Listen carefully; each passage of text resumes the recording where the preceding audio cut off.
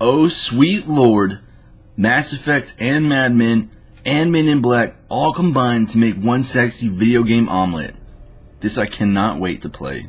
Before I start, I would like to express my intense dislike for the tendency of some reviewers to use other games in comparison to the game they're reviewing. In my humble opinion, it's weak and it takes about as much literary prowess as a scholastic book. However, I'm finding it difficult to talk about this game without mentioning others because it literally feels like an amalgamation of several other titles. As Agent William Carter, it's up to you and the rest of the secret organization known as XCOM to fight off the alien invasion. That's it. That's literally it. The Bureau hands down has some of the best visuals of the year. Not so much in graphic fidelity, but more so in the fact that 2K accomplished exactly what they were going for in bringing back mid-20th century Americana. I mean, fedoras, reel-to-reel footage, and look at this! Flying saucers, huge, bulky silver cables, and flux capacitor didgeridoos. This is exactly what the people of the 50s thought the future would look like. The culture is just so dense and accurate that it's hard not to be drawn in. By complete coincidence, and of no fault of its own, the Bureau shares a time period with BioShock and pre-war Fallout. I immediately noticed a similarity to the combat HUD in BioShock, and the tech between the Bureau and Fallout.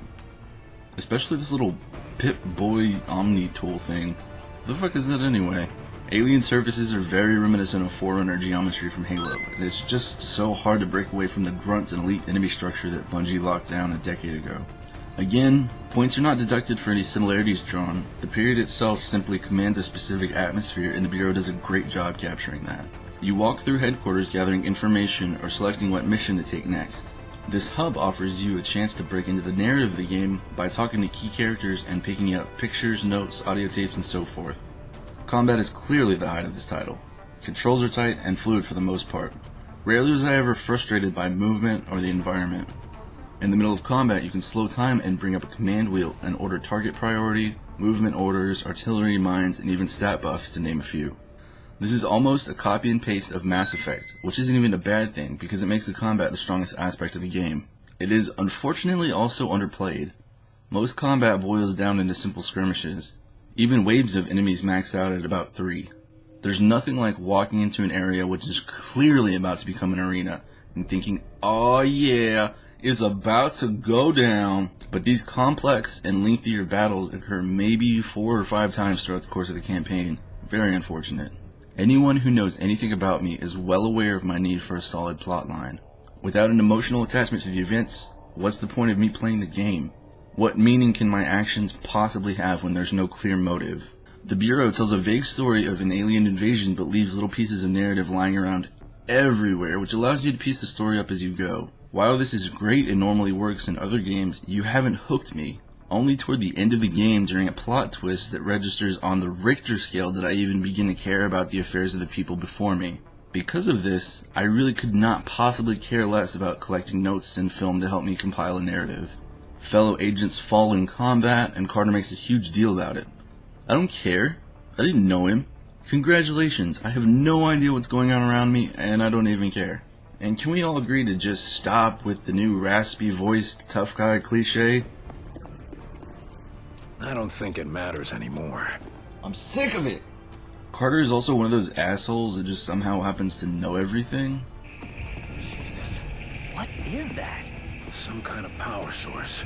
I mean, come on guys. In the medium that is video games, the protagonist should start out with the same information as the player, both learning as they go. This is how you build a natural emotional and intellectual attachment. But no. Now there is a pretty psycho plot twist toward the end that brought me back a little, but it was too little too late. I shouldn't have to wait until the end of the game to be interested in what's taking place. Within the twist are 6 major decisions you're faced with, none of which appearing to make any difference to the story's end. There you go. Incentive. Never in my life have I been so horribly wrong about something. I was convinced the Bureau would be a gem that everyone would overlook. Nope. Way off. This game is definitely for someone out there, but that person just is not me. To summarize, if you enjoy tense, third-person abilities-based combat, stick with Mass Effect. If you have a higher attention span and a hunger for tactics, stick with Enemy Unknown.